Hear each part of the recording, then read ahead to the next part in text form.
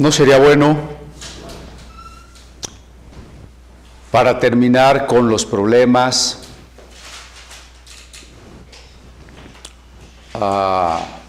con la pandemia, con los problemas morales, con los problemas económicos,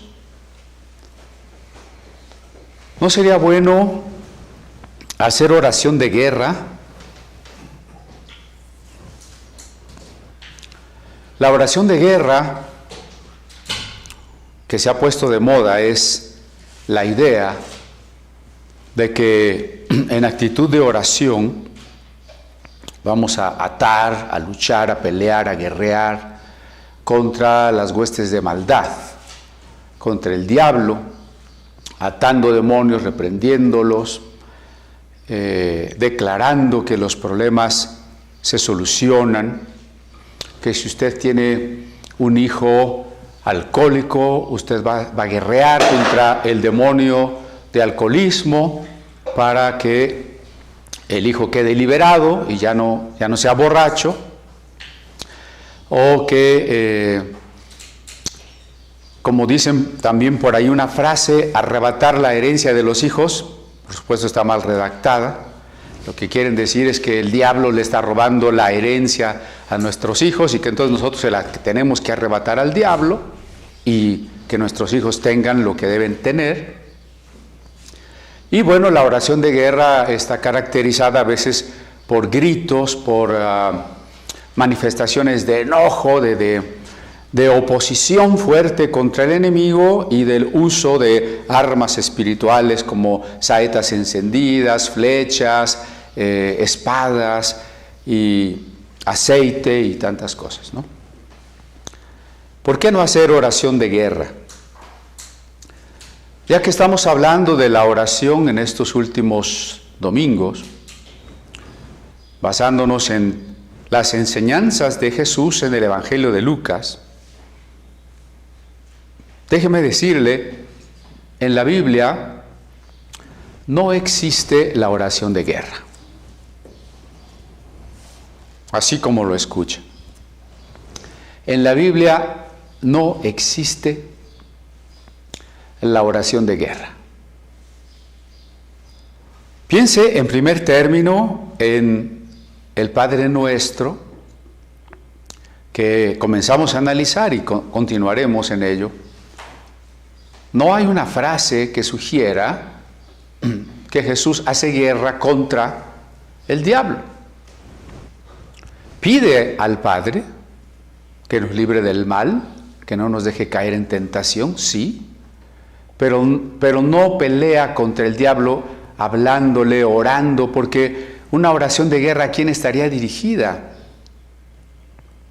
Allí presenta un problema la oración de guerra. Si la oración debe estar dirigida a Dios, debe estar dirigida al Padre, ¿en qué momento de nuestra oración nos vamos a estar dirigiendo a algo que no es Dios?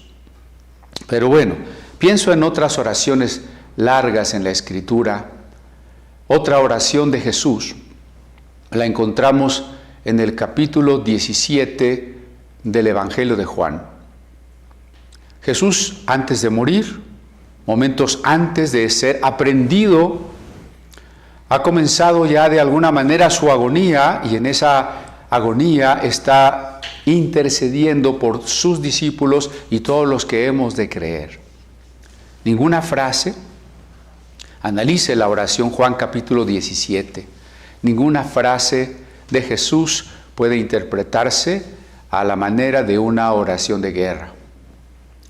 Otra oración extensa la tenemos en el libro de Nehemías, aunque es una oración de Esdras, se encuentra en el libro de Nehemías. Y lo que está haciendo Esdras en una oración bastante larga, que incluye un repaso histórico, está confesando el pecado del pueblo. El problema que Esdras encuentra no es el demonio o los demonios. En su oración no ataca, expulsa o amarra demonios. Confiesa el pecado. Mire, no me malentienda, sí hay guerra espiritual. sí tenemos una guerra. Esa guerra, sin embargo, es más real y más difícil de lo que podría ser el darnos 7 vueltas a un lugar o ir a derramar aceite o hacer oración de guerra.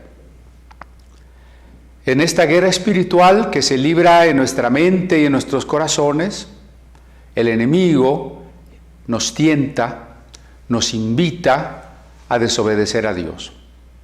Por eso en el Padre Nuestro podemos traducir también la frase de Jesús: no nos metas en tentación, como no nos dejes caer en tentación o no nos sometas a pruebas demasiado duras. Ahí está la guerra espiritual. El enemigo no puede hacer otra cosa más que invitarnos a pecar.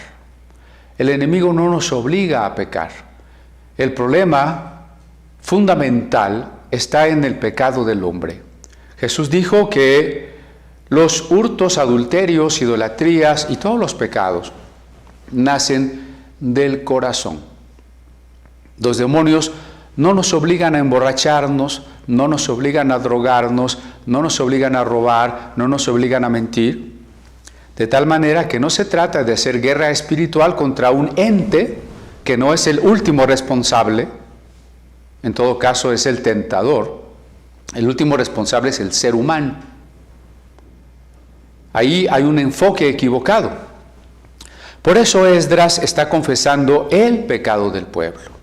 Jesús está intercediendo para que sus discípulos sean guardados del mal, que están en el mundo pero que no son del mundo, y que Dios les guarde del mal. En el Padre Nuestro se pide que Dios nos guarde de caer en tentación y nos libre del mal. No se hace oración de guerra espiritual. Sí tenemos lucha contra los demonios, sí, por supuesto. Los cristianos tenemos lucha contra el diablo y los demonios, en las tentaciones, en las doctrinas falsas. Y toda esa arena de la lucha está en nuestra mente y en nuestro corazón, y ahí es donde nosotros tenemos la victoria cuando decidimos rendirle nuestra voluntad a Cristo. Estaremos enfatizando el día de hoy que la oración es un asunto de decisión. La oración no es solo que yo le pido a Dios y Dios hace. La oración, ante todo, implica necesariamente la decisión de los creyentes. Lo estaremos viendo. Ciertamente hay personas endemoniadas, y el pasaje que, si Dios quiere, veremos en otros domingos, se trata precisamente de Jesús expulsando un demonio y siendo acusado por sus enemigos de que por el propio Belcebú Jesús echa fuera a los demonios. Sí hay personas endemoniadas, y lo hemos hablado muchas veces, y lo hemos vivido, y hemos vivido liberaciones. Y sí hay guerra espiritual. Los cristianos no pueden estar endemoniados. Los cristianos sufren tentaciones, sufren pruebas, seducciones de doctrinas heréticas, pero no están endemoniados. Algunas personas no creyentes pueden estar endemoniadas, y no me extiendo en el tema porque ya lo hemos tocado y no saldríamos del tema el día de hoy. Solo estoy insistiendo en que sí hay una lucha espiritual mencionada en la carta a los Efesios, por ejemplo, pero que no se resuelve con guerra espiritual. Estamos hablando de la oración, y lo que estoy diciendo es que no existe la guerra espiritual. Porque ni Esdras ni Jesús, cuyas oraciones más largas están en la Escritura, hicieron oración de guerra espiritual. Pero, ya escucho las voces que me dicen: Daniel sí hizo guerra espiritual. Ah, muy bien. ¿Qué les parece si analizamos los pasajes y vemos si Daniel efectivamente hizo o no hizo guerra espiritual? Hay una oración de Daniel, también extensa, en el capítulo 9, y luego hay otro periodo donde no se especifica la oración, pero se dice que estuvo orando y ayunando. Vamos al capítulo 9 de Daniel.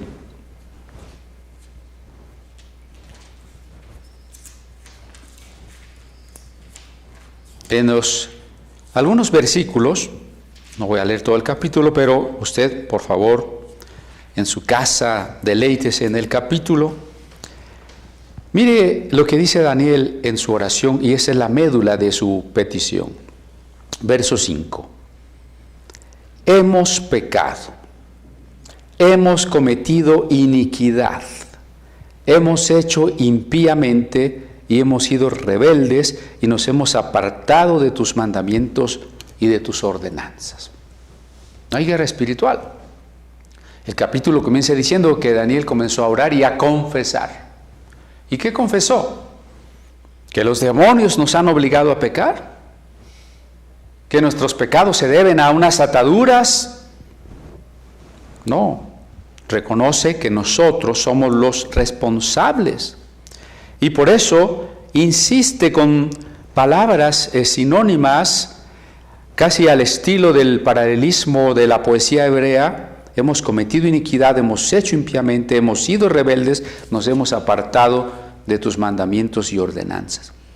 Continúa en ello, en el mismo tenor, y en el verso 19, oye Señor, oh Señor, perdona, presta oído Señor, y hazlo, no tardes por amor de ti mismo, Dios mío, porque tu nombre es invocado sobre tu ciudad y sobre tu pueblo. Oh Señor, perdona. Daniel confiesa el pecado y pide perdón. Esta oración registrada allí, capítulo 9, verso 19, voy a leer desde el 19 y el 20 también. Aún estaba hablando y orando y confesando mi pecado y el pecado de mi pueblo Israel, y derramaba mi ruego delante de Jehová mi Dios por el monte santo de mi Dios. Y sigue contando cuando viene un varón llamado Gabriel y le trae una visión. La oración de Daniel está constituida de dos aspectos principales. 1, confesar el pecado. 2, pedir perdón.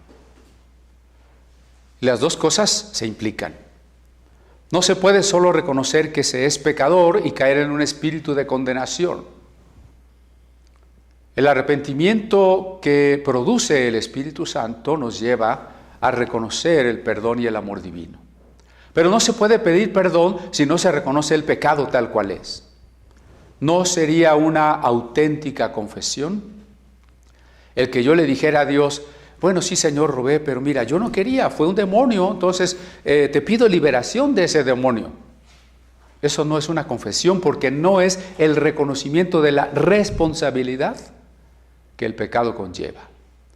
Entonces, la oración de Daniel en los tiempos del rey Darío es una oración de confesión del pecado y de súplica del perdón.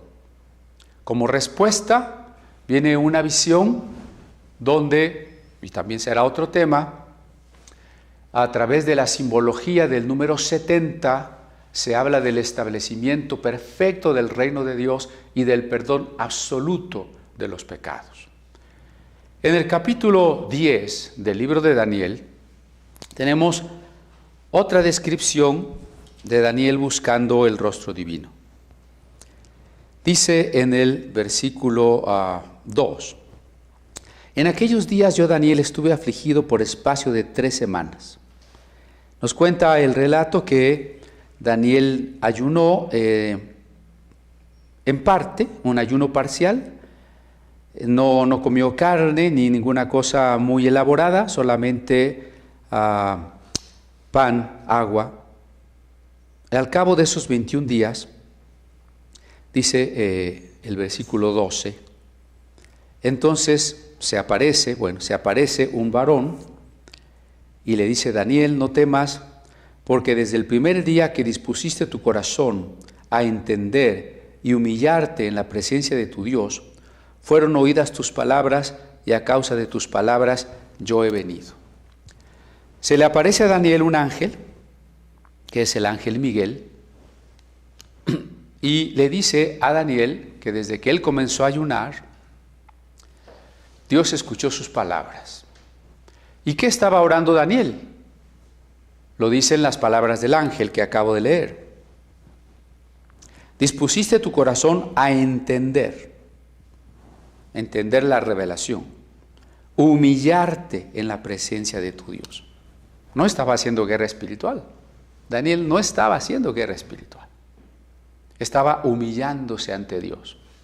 Estaba tratando de entender cómo se cumplirían las promesas de Dios.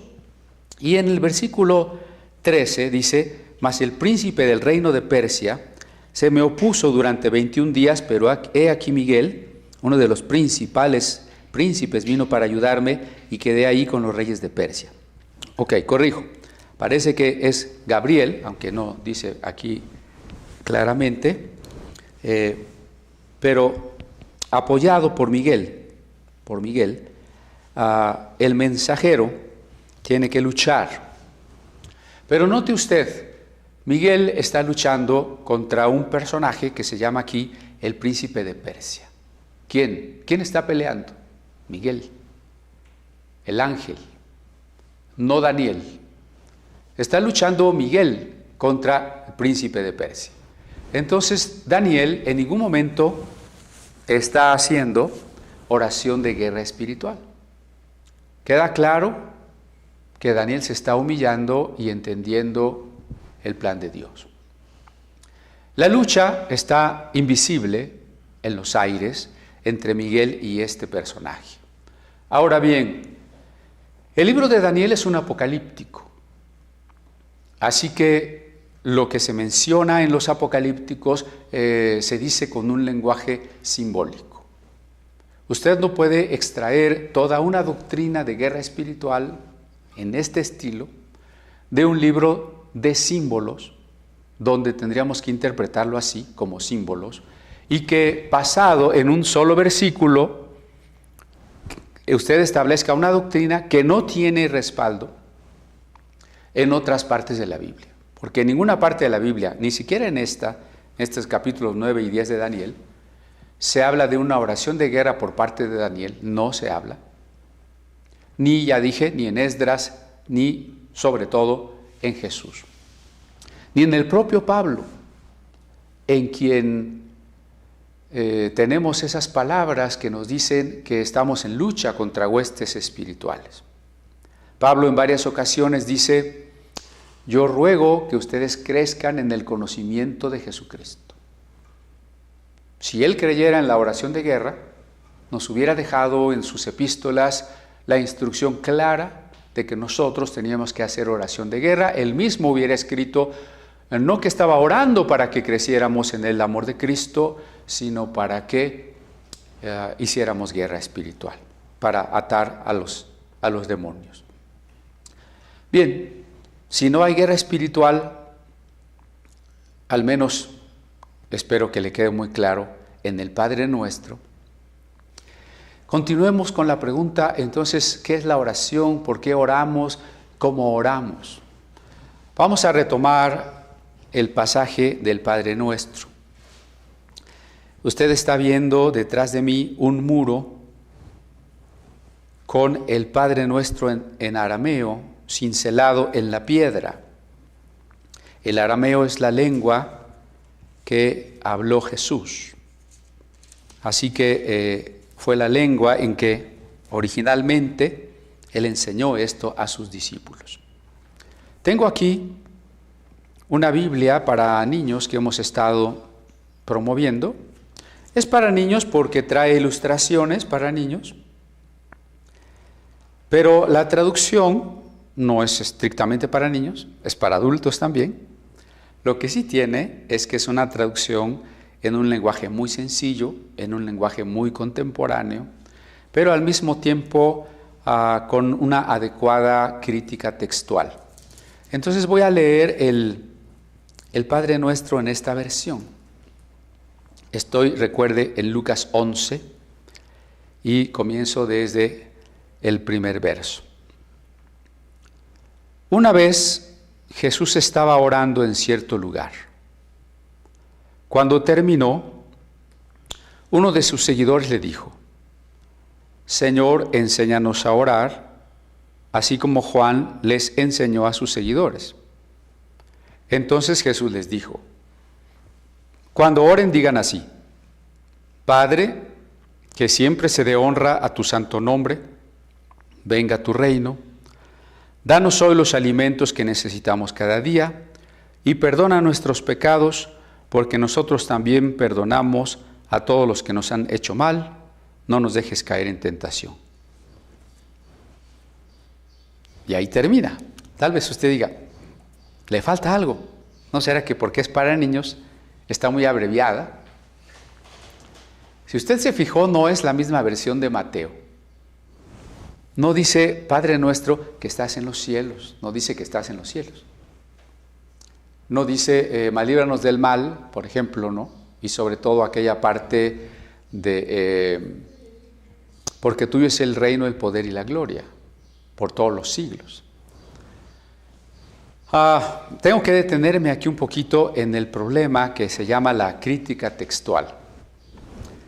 No es que esta Biblia le ha quitado pedazos y que entonces todos los que tradujeron esta Biblia se van a ir al infierno. Si usted corrobora a la mayoría de Biblias contemporáneas, católicas y evangélicas, siguen esta forma muy breve del Padre Nuestro en Lucas. La mayoría de las contemporáneas. ¿En dónde está la diferencia? ¿O a qué se debe? Perdón, la diferencia. La diferencia es que la Biblia no surgió como la tenemos hoy, impresa, ya escrita, completa, encuadernada, inamovible. La Biblia fue surgiendo de manuscritos y de copias y de recopilaciones y copias de las copias que se fueron transmitiendo.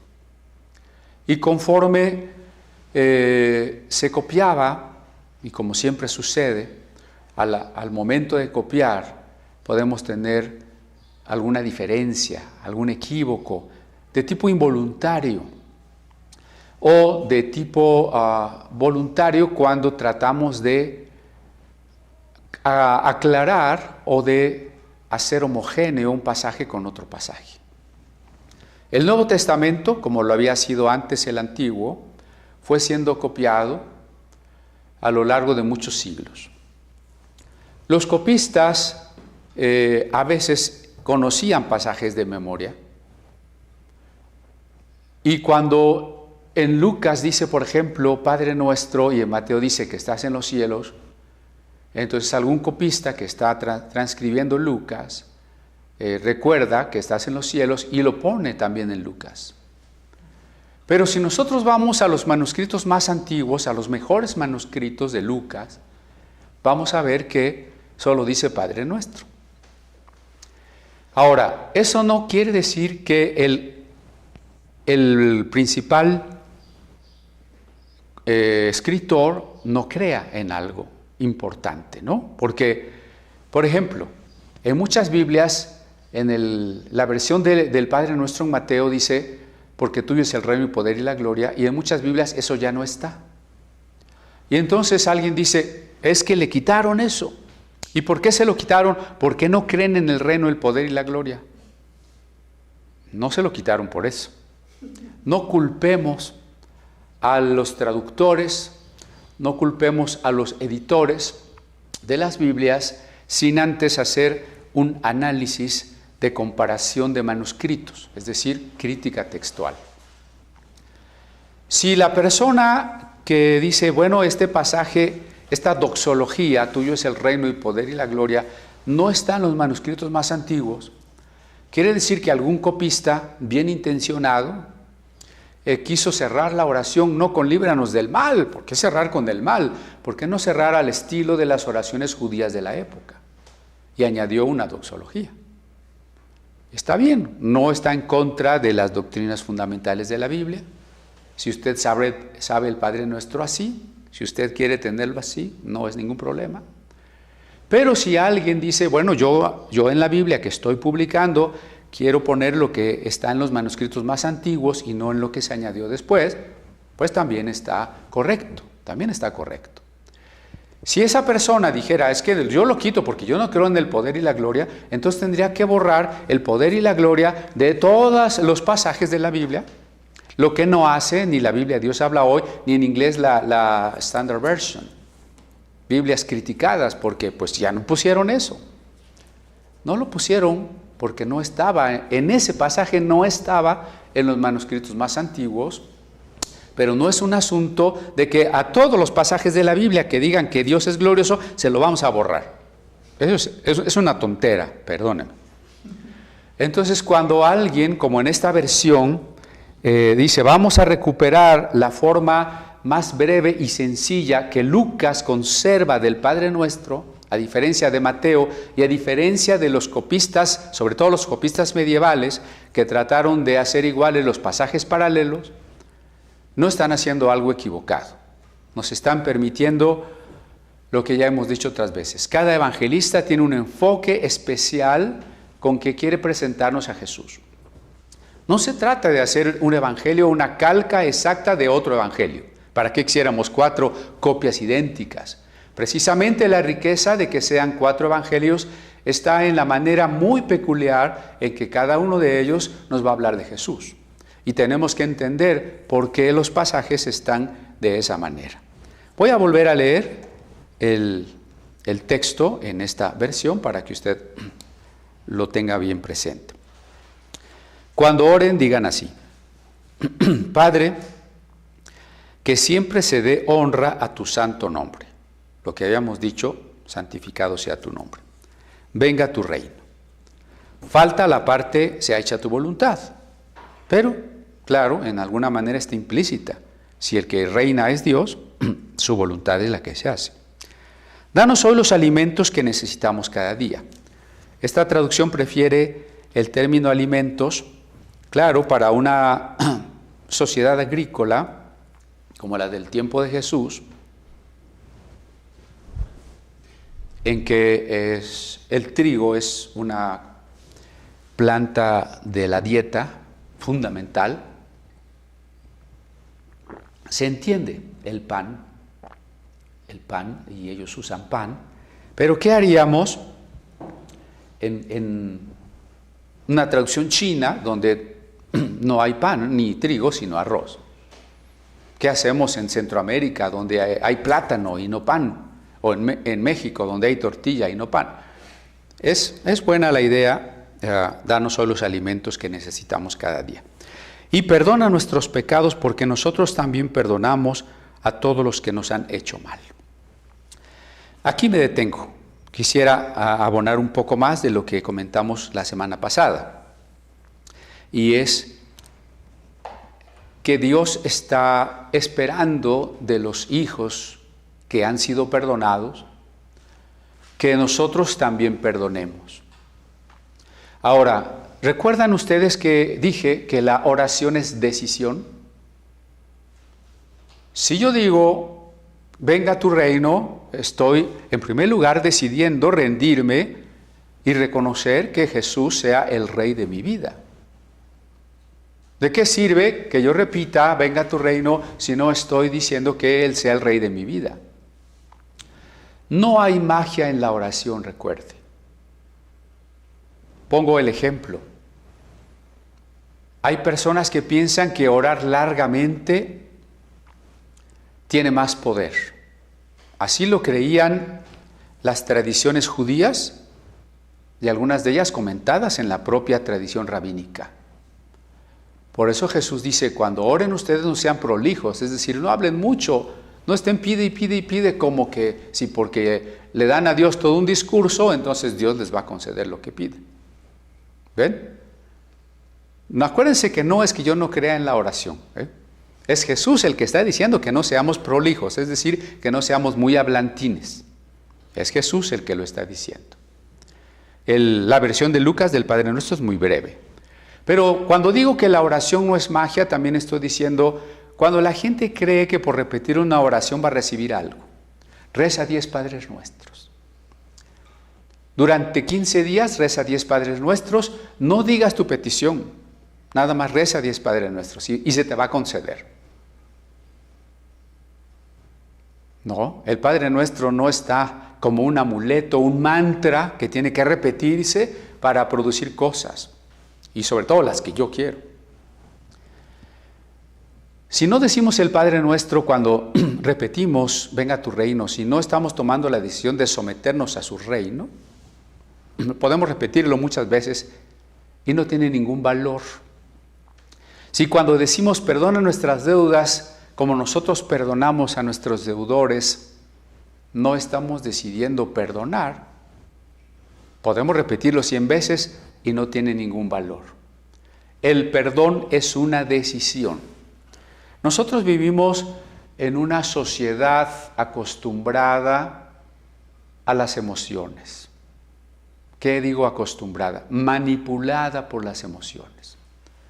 Todo el sistema consumista, ojalá fuera solo de consumo, el sistema consumista, mercantilista, utilitarista, necesita provocar sensaciones en las personas, despertarles emociones, inseguridades, miedos, necesidades, para que actúen, para que compren, para que hagan todo lo que conviene al mercado, a quienes salen verdaderamente ganando, a los que son los verdaderos dueños de las riquezas mundiales. Como cristianos, nosotros venimos cargando a cuestas esa herencia, por un lado, del romanticismo ya deteriorado a un emocionalismo cursi y del sensacionalismo consumista. Entonces queremos siempre guiar nuestras vidas por emociones. Las guiamos por las emociones negativas y buscando emociones agradables. Por eso, tengan cuidado este tiempo. Llevamos ya prácticamente un mes en cuarentena. Eso produce un cansancio, eso produce conflictos. Lo dijimos, repase las predicaciones anteriores. Hablamos de todos los problemas que trae la cuarentena. Nos falta cuando menos otro mes. Y ahí muchas emociones negativas se pueden despertar. Especialmente, y hemos insistido en ello, a través de esa sobreinformación, de esas fake news, de todas esas mentiras que la gente está diciendo de las maneras más absurdas. Acaba de salir un video con gente gritando que en un hospital de Ecatepec están matando, los médicos están matando a la gente. Otra gente que está diciendo que te inyectan el virus para que te mueras. Sería más fácil al gobierno pues dejarnos morir de cualquier manera que estar gastando en tantas cosas de medicina para finalmente matarnos, ¿no? Bueno, ¿qué les puedo decir? Además esta pandemia pues es pandemia, o sea, no es algo que está pasando aquí en Ecatepec. Entonces las emociones negativas que nos están llenando de miedo, de angustia y de tantas cosas, ¿no? Y las emociones que estamos buscando a veces a través, por ejemplo, de la reunión. ¿Por qué las iglesias más exitosas en cuanto a número de congregantes son las que tienen grupos rock and rolleros de alabanza? ¿Por qué son las que más que una predicación se da una conferencia motivacional? Porque son aquellas donde se ofrece oración para la solución segura de todos tus problemas, para que Dios te convierta en una persona rica, para que Dios te quite todo problema. Pues porque estamos en la búsqueda de soluciones fáciles y estamos en la búsqueda de emociones. Por eso es tan difícil que podamos regresar a la buena música, porque a las últimas generaciones de cristianos que ya ni siquiera conocieron los himnos, se les ha acostumbrado a emociones, no a la percepción estética, espiritual de la música profunda, sino a las emociones de la música superficial, repetitiva, excesivamente rítmica. Y entonces cuando, tras una sesión de alabanza de ese tipo, la gente sale emocionada, enardecida y dice, hubo bendición, hubo unción, hubo avivamiento. De ese avivamiento que no cambia la vida de las personas porque siguen siendo iguales. Lo que estoy diciendo es que la oración no es un asunto de emociones. Es que hoy oré y no sentí nada. Es que hoy oré y lloré. ¡Ay, qué maravilla!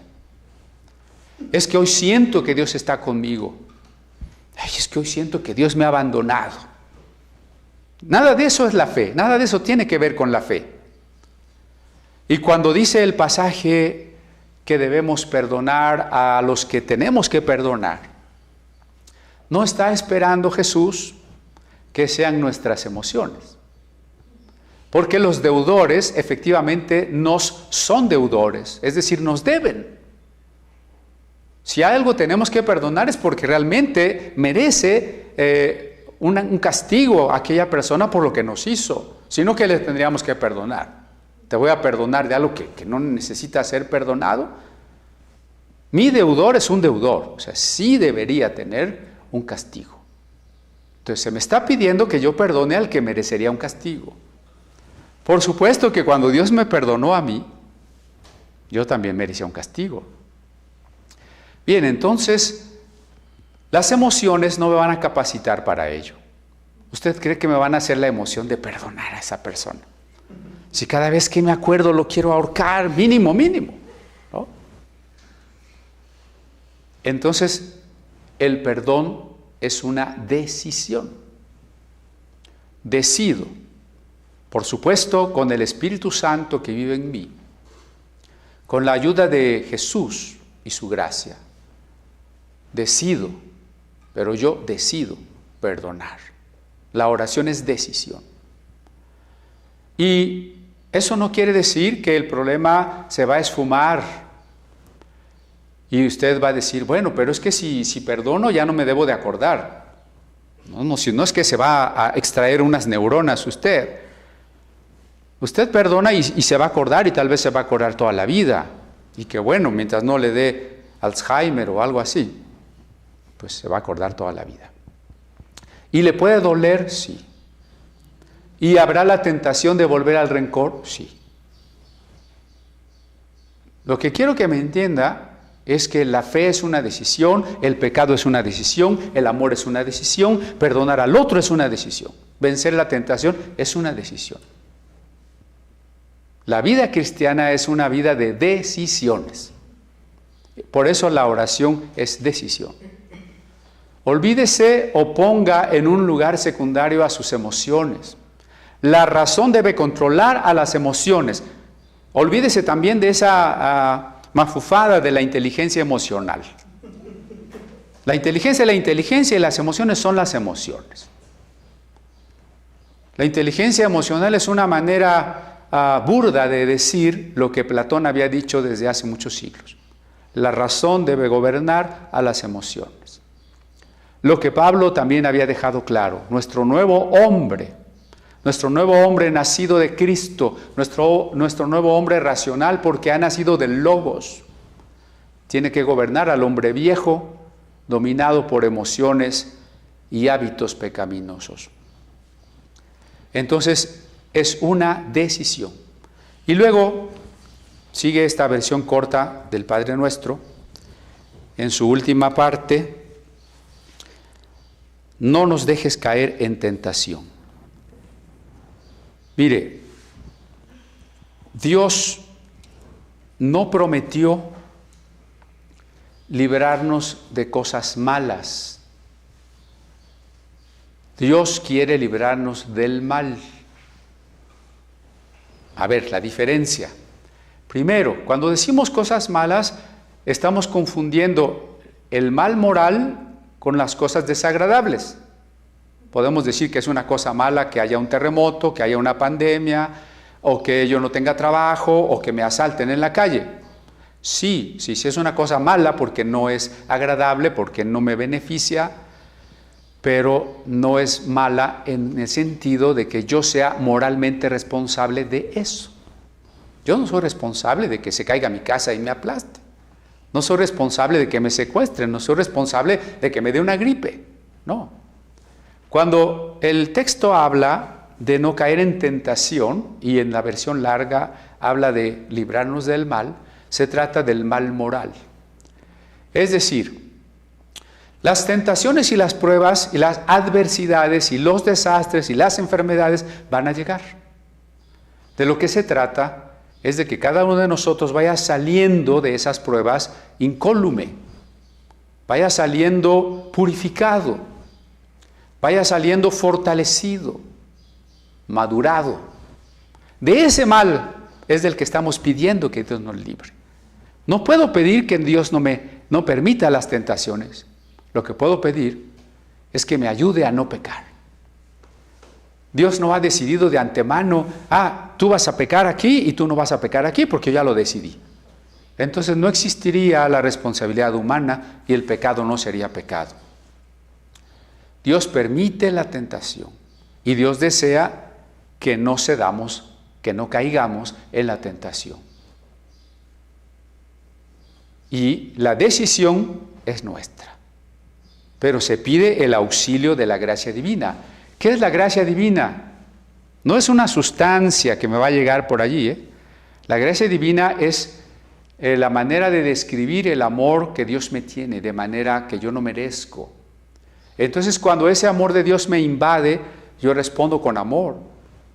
La única manera de vencer la tentación es amar a Dios. Porque toda tentación es una invitación a escoger entre Dios y lo que no es Dios. Y la única manera de querer escoger a Dios es amar a Dios. Cuando caemos en tentación, debe quedarnos claro en primer lugar que hay cosas que estamos amando más que a Dios. Bien, voy a seguir leyendo. Voy a seguir usando la Biblia sencilla. Estoy ahora en Lucas 11, versículo 5. Entonces Jesús les dijo: supongan que uno de ustedes tiene un amigo y va a su casa a la medianoche a decirle: préstame 3 panes. Es que un amigo que está de viaje ha venido a visitarme y no tengo nada para darle de comer. Tu amigo responde desde adentro de la casa: no me molestes, la puerta ya está cerrada, mis niños y yo ya estamos en la cama y no me puedo levantar a darte nada. Les digo que tal vez no se levante a darte nada por amistad, pero tu insistencia lo hará darte todo lo que necesites. Entonces yo les digo: no se cansen de pedir y Dios les dará. Sigan buscando y encontrarán. Llamen a la puerta una y otra vez y se les abrirá. Porque todo el que pide recibe, el que busca encuentra, y al que llama a la puerta se le abrirá. Si un hijo suyo les pide un pescado, ¿le dan una serpiente en lugar de un pescado? ¿O si les pide un huevo, le dan un escorpión? Pues si ustedes, aun siendo malos, saben cómo darles cosas buenas a sus hijos, imagínense cuánto más dispuesto estará su Padre Celestial a darles el Espíritu Santo a aquellos que le piden. Bien, tal vez aquí usted diga: ya ve, ahí dice que pidamos y pidamos, y pues que insistamos y que llamemos, entonces ahí están las cadenas de oración y todo eso. No vayamos tan rápido. Acuérdese de las prioridades y principios de la oración que ya comentamos, y que por supuesto aquí van a quedar confirmadas. La parábola que Jesús está contando aquí es la de un hombre insistente. Recuérdese que las parábolas son parábolas, y que a veces son un poco extrañas para lo que estamos acostumbrados. No se trata, esta parábola no está diciendo que Dios no nos va a dar nomás porque no lo estemos molestando.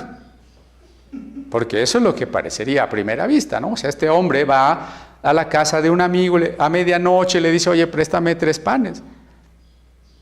Y el otro dice: ay, pues ya estoy acostado, no molestes. No, préstame 3 panes. No, bueno, con tal que no estés molestando, ya vete.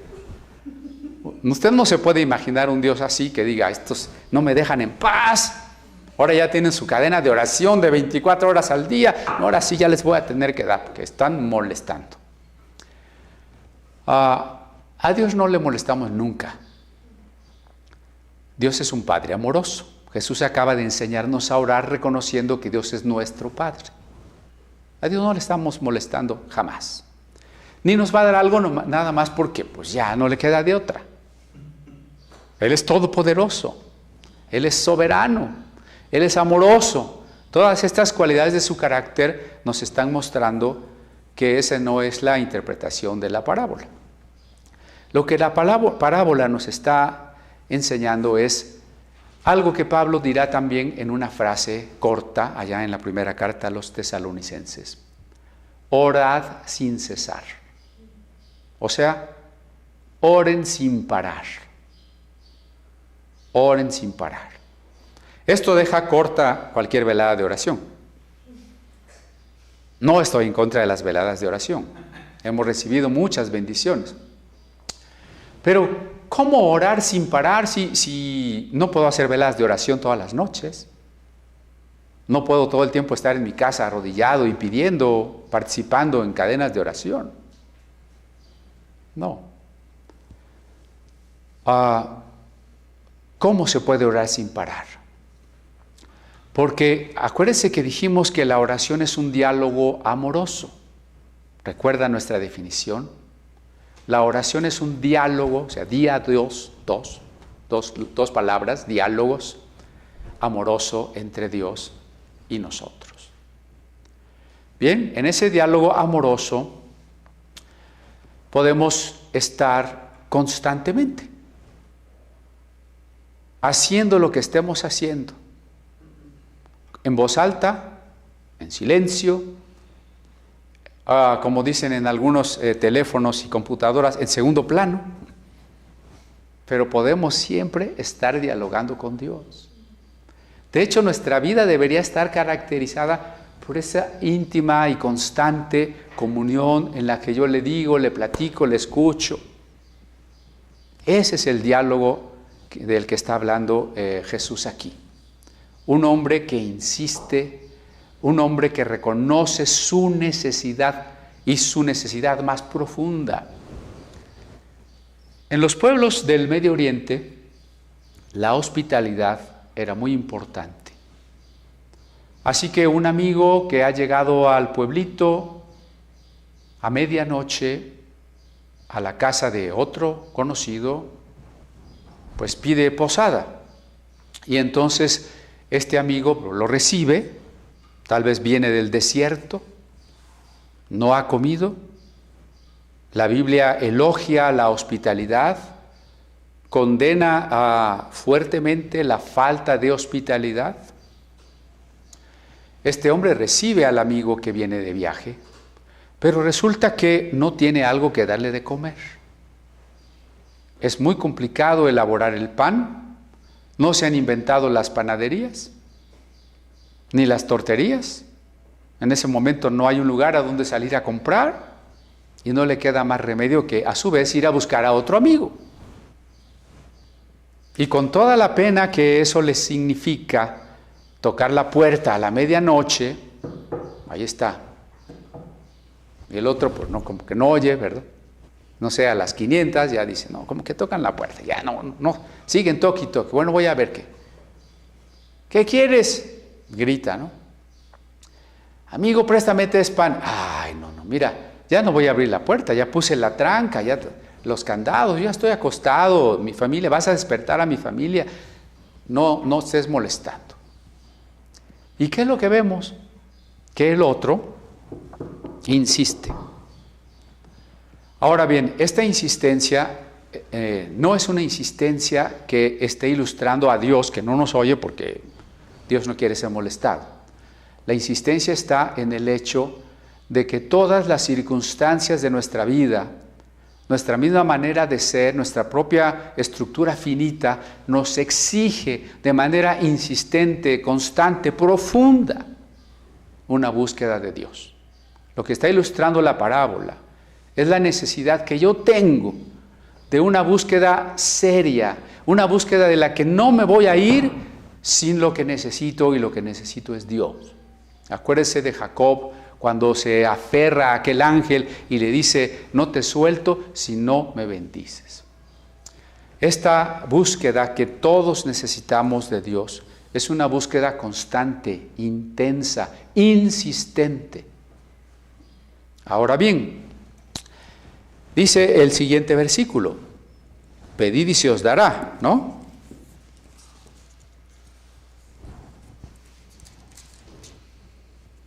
No se cansen de pedir, traduce esta Biblia, no se cansen de pedir y Dios les dará. Sigan buscando y encontrarán, llamen a la puerta una y otra vez y se les abrirá. Esto de momento parece un cheque en blanco, ¿no? Bueno, yo quiero mi carro último modelo, aquí dice que yo pida y que yo lo busque y pues entonces nada más es cuestión de insistir, de ir haciendo más fe cada vez que yo lo decrete y que yo lo visualice y me va a llegar. Parece un cheque en blanco. ¿Será que pidamos y busquemos y llamemos para todo lo que se nos ocurra? Para todo lo que deseemos, para todo lo que nuestras emociones y las necesidades creadas por una sociedad consumista podamos querer? ¿O hay aquí una enseñanza más profunda? Quiero ponerles cuando menos 2 ejemplos y una enseñanza de que esto no es un cheque en blanco y que nosotros podemos equivocar el propósito de Dios si no tenemos una actitud espiritual. Cuando Jesús se sentó al lado de un pozo, llegó una mujer a sacar agua. Y entonces Jesús le dijo, mujer, dame de beber. A propósito de beber.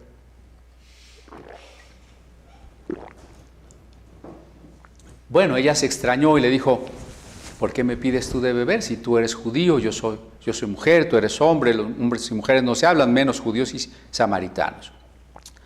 Si supieras quién es el que te pide de beber, tú le pedirías a él y te daría un agua con la que nunca tendrías sed jamás.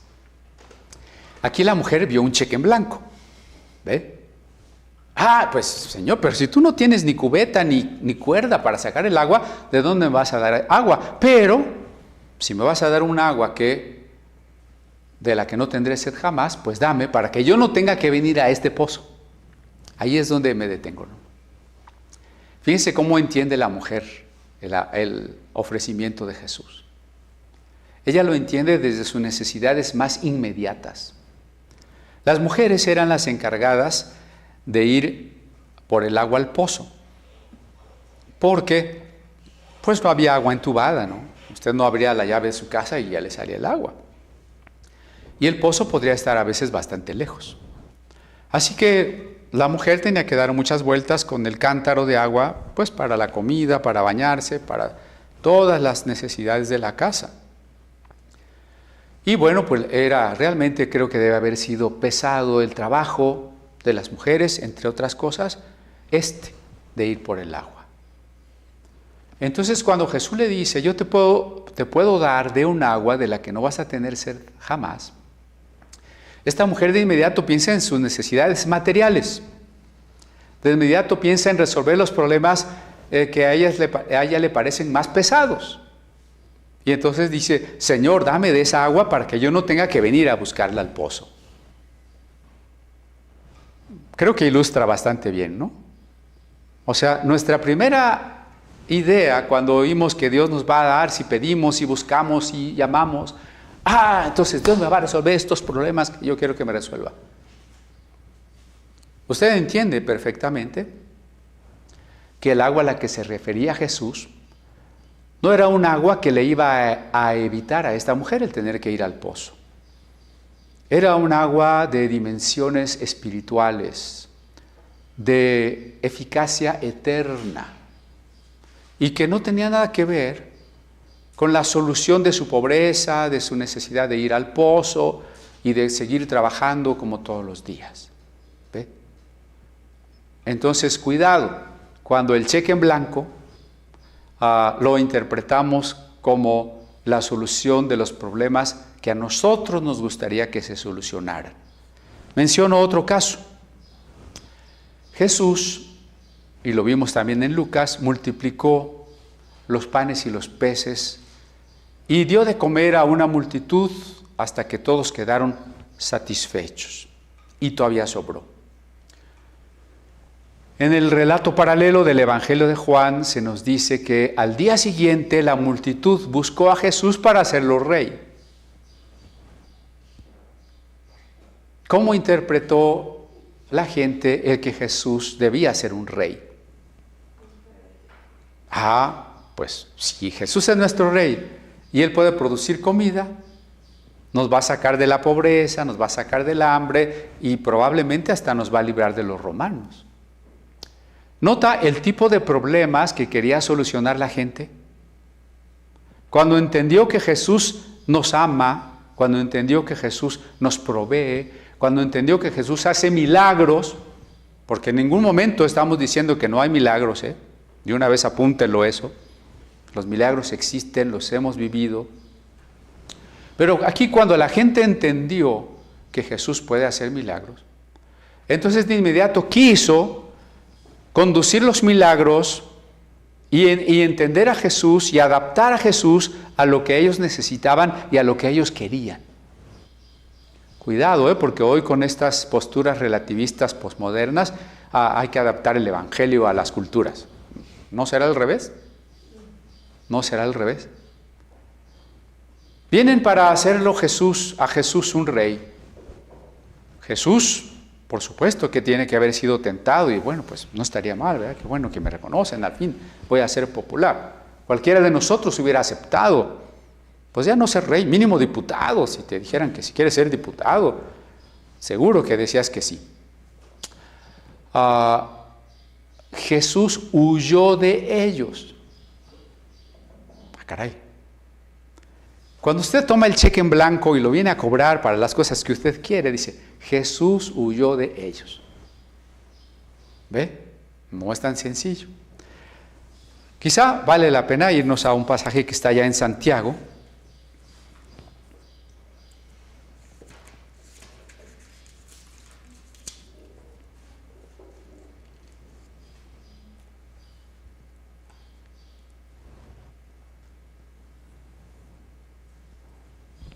Santiago nos dice que nosotros no tenemos porque pedimos mal y porque pedimos para gastar en nuestros deleites, ¿no? Estoy buscando el pasaje, quiero leerlo para que no me digan que no dice eso. Si me ayudan.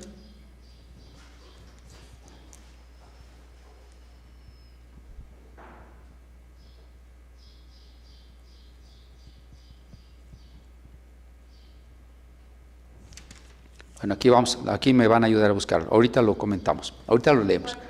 4, gracias. Se me perdió. Pedís, 4:3 de Santiago, pedís y no recibís, porque pedís mal para gastar en vuestros deleites. O sea, es posible orar mucho. ¿Es posible hacer cadenas de oración? Sí. Y no recibir. Lo digo con temor y lo digo con cierta tristeza. He sabido de grupos, de iglesias que durante meses se han reunido a orar todas las tardes o todas las mañanas. ¿Y sabe a veces en qué ha terminado eso? En que esa iglesia ya no existe. O que ese grupo ha sufrido una desorganización. No estoy diciendo que no hagamos reuniones de oración. No estoy diciendo que las iglesias no podamos reunirnos a orar todos los días si es posible. Ojalá, sí. Pero lo que estoy preguntando es, ¿dónde está el problema cuando, si se supone que nos estamos reuniendo para orar todos los días, al final el resultado es exactamente al contrario de lo que hubiéramos buscado? Santiago nos ayuda y nos dice, sí, ustedes piden, pero ¿saben? No reciben. ¿Por qué no reciben? Porque piden mal. Entonces cuando yo critico, pues es la palabra en el sentido etimológico, la oración de guerra o la oración supersticiosa, como lo hicimos hace 2 domingos, no es porque no quiera que oremos, No es porque yo no ore, es porque estamos tratando de no pedir mal, porque si pedimos mal, podemos pasarnos orando aquí hasta el día del juicio y no vamos a recibir. ¿Qué es pedir mal, entre otras cosas? Aquí lo dice Santiago. Ustedes piden para satisfacer sus deleites. Y toda esta doctrina de los decretos va muy de la mano con el satisfacer nuestros deleites, porque en el 90% de los casos, ¿qué decreta la gente? Ya sabe usted que no hay decretos en el Padre Nuestro, ¿no? Ni en el Nuevo Testamento, pero ¿qué decreta la gente? Riqueza, éxito, su carro, sus joyas, la solución de sus problemas, eso decretan. Pero mire, cuando nosotros oramos y los deseos de nuestra vida no coinciden con las prioridades del Padre Nuestro, es un asunto grave. ¿Se acuerda que las prioridades del Padre Nuestro decíamos el reino de Dios, la voluntad de Dios, el nombre de Dios? Y que esas prioridades no son solo las prioridades de la oración, que si es real que nuestra oración, el nombre de Dios es nuestra prioridad, lo será en nuestra vida. Que si es real que nuestra oración, el reino de Dios es nuestra preocupación, se reflejará en nuestra vida. Cuando las prioridades de la oración, cuando pedimos mal, cuando están incorrectas esas prioridades, lo que estamos reflejando es que aunque oramos, aunque creemos en Dios y aunque le pedimos que nos ayude y aunque quisiéramos que nos resuelva nuestros problemas, nuestros deseos más profundos no concuerdan con lo que Dios quiere en nuestro corazón. Y por eso Santiago lo dice en el versículo 4. Oh almas adúlteras, ¿no sabéis que la amistad del mundo es enemistad contra Dios? Cualquiera pues que quiere ser amigo del mundo se constituye enemigo de Dios.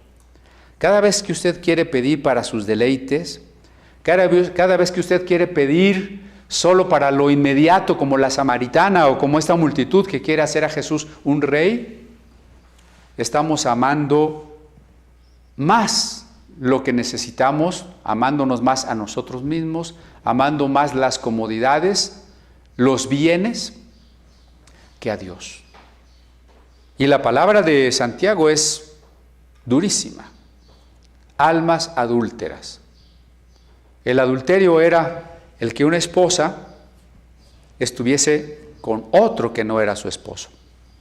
Imagínese si Dios es el esposo, si Cristo es el esposo de la iglesia y nosotros estamos siéndole infieles con los deleites, con el mundo, con otras prioridades que no son Él. Poner en nuestra vida y en nuestra oración prioridades que no son Él nos lleva a entrar en este calificativo de almas adúlteras. Bueno, creo que no vamos a terminar hoy.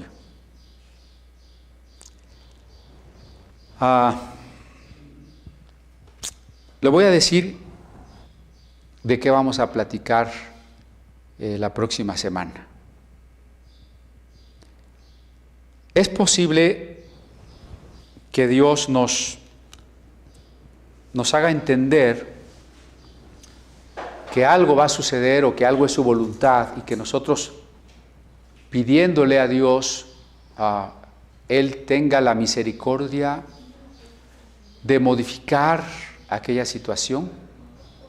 Es posible pedirle a Dios que intervenga en las situaciones, porque queda claro que en la mayoría de las circunstancias estamos llamados a salir adelante en la prueba, siendo transformados, y no a que la prueba se quite.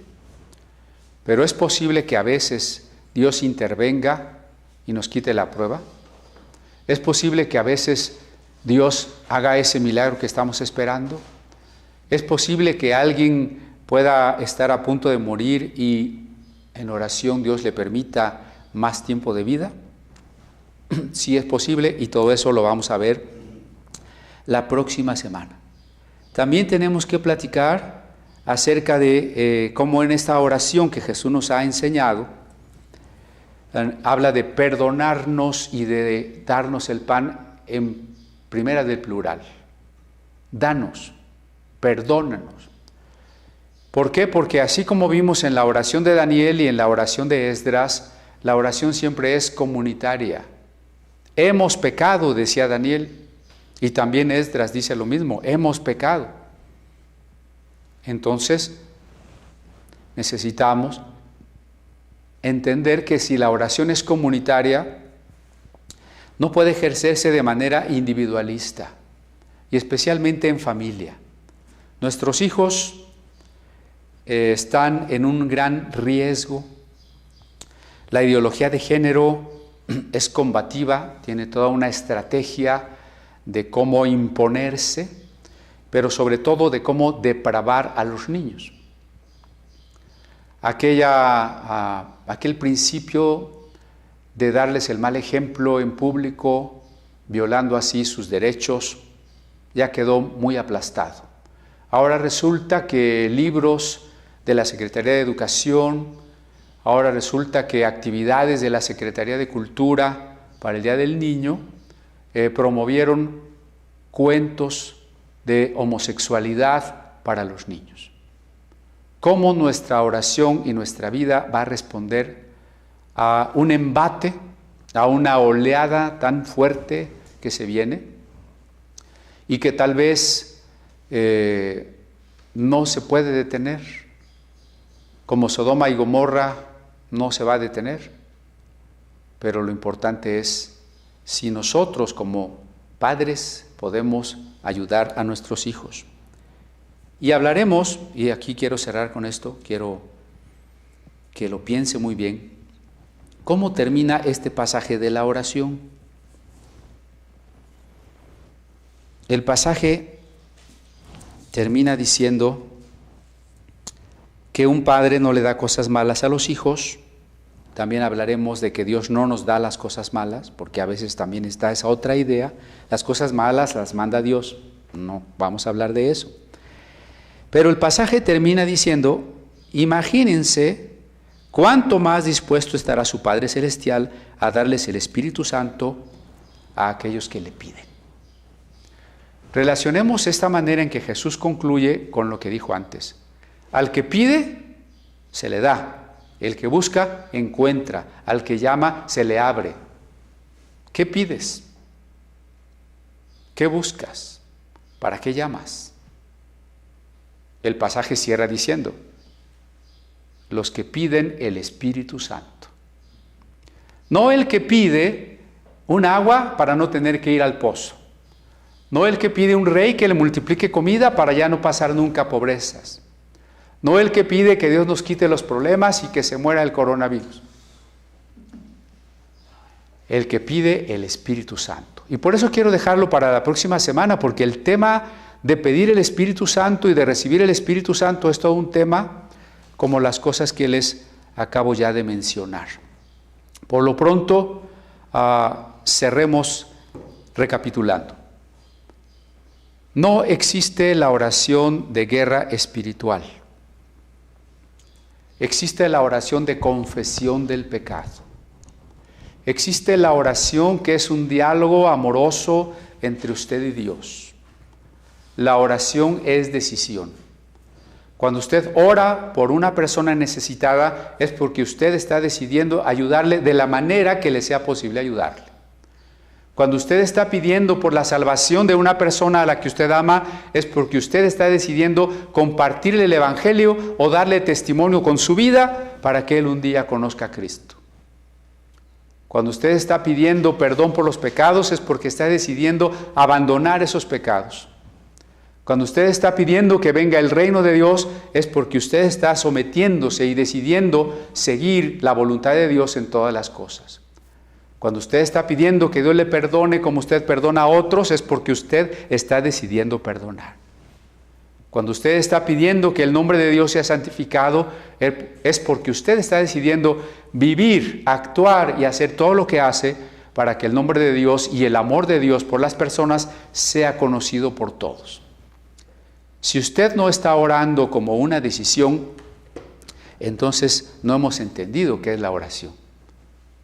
La oración es un diálogo de amor y todo amor es acción. El amor cristiano es acción. Lo vimos en la parábola del buen samaritano. Si su oración es diálogo de amor, el resultado natural, inmediato de la oración es la acción. Y esa acción amorosa proviene precisamente de que en ese diálogo amoroso, de acuerdo con lo que he platicado con Dios, lo que Dios me ha ayudado a entender de Él, he tomado la decisión pertinente.